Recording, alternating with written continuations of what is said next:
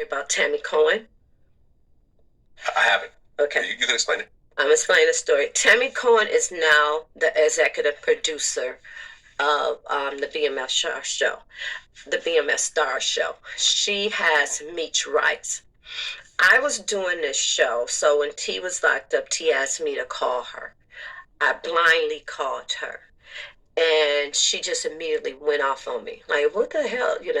I'm on probation. By this time, it's like 2014, 13, 14. And the next day after that conversation, I get called down to my probation officer.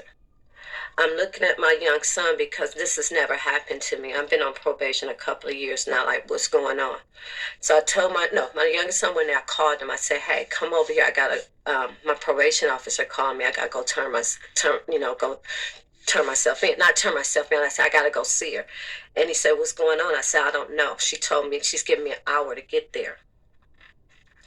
I get down to my probation officer, my son in the car. I said, if I don't come out in a couple of hours, call the lawyer. I get in there. Tammy Cohen is a government informant. So she says, my probation officer is sitting there, and some other guy. I can't remember his name, but I just knew he was part of the DEA. And he had that come in. I go in. I'm like, fuck. This is everybody's nightmare. I already did my time. Only thing I wanted to come home and do is take care of myself, take care of my family, make amends for my mother, redeem myself through, the world, or anybody that I felt like I affected. So they told me, he says, you know what this is about? And I said, no. He said, well, you threatened a government informant, and that's a federal offense, and it's a violation of your probation. And I said, well, who did I threaten? I don't know what you're talking about. So he go over the story, and I'm sitting there, and I'm telling you, I've heard of people killing themselves not to go back to prison.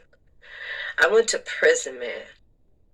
I went to prison. When I say I came home, and all these people were going at my head, all these people I helped, all these people, I'm a mother. I was somebody's daughter. I lost my father, lost my mother. I was somebody's daughter. And here you are. You didn't put in no work.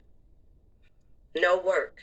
All you did is start writing a man, and this man befriended you, gave you his life rights.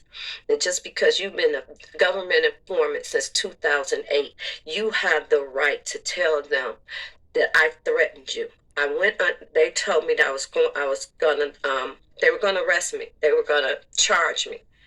I'm in there, I'm hyperventilating. I'm in this little room with, they shut the door. There's no knob on this side, because if you wanted to run, you couldn't get out.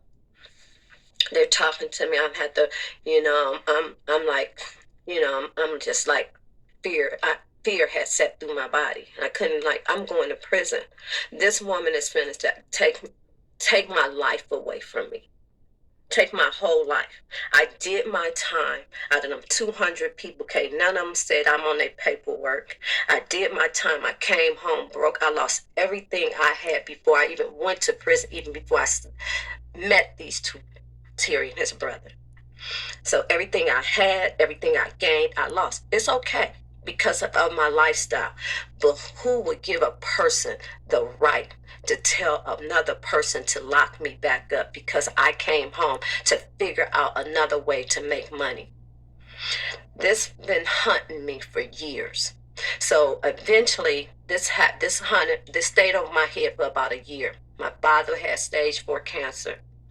I thought I wasn't going. They told me I couldn't go home to visit him. Eventually, the case went away because they put it under investigation. She couldn't prove what I did, prove that I threatened her. And then after that, she has did interviews about me. Like her and Sauce was going at my head. But what